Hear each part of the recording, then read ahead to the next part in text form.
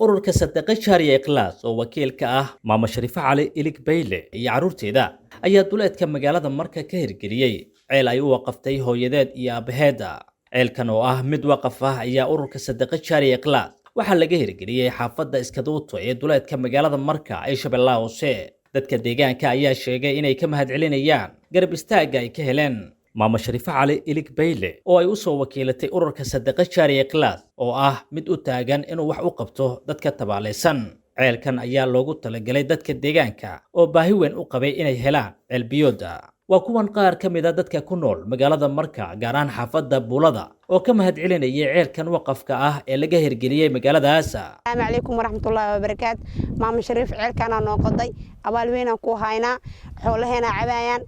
khayr Allah ku siiyo ajri xasanaad la sugo Allah ku siiyo waxaan ku duceynaynaa cimri dheer cibaad suuban khayr Allah ku siiyo ceelkan qoday adduunyo aan qar waxaan ku duceynaa jannada inuu Ilaahay ka waraabiyo waa maasan tahay awlaadada baar Allah ka dhigo khayr Allah ku siiyo maamo waxaan cabaa xoolaheena waxaan cabaa dameeradeena khayr Allah ku siiyo maama caanto Maama Shariif nuraaka Allah ka saara ceelkan noo qoday جنرك عضوية نراك على كسارة هرتا خير على كسية لأرنا عضوسا منكنا عضينا ضاهنا عليكم ماما شريفة علي إلك بيلي وما تصنتها عيال كانوا قضي وكما صنتها وعباهنين حولان وعبايو أنا عبينو خير بنا الله كسي أولاد باري الله كاغديغو أجري حسنات أنا سوكو بكرنا الله كاسيو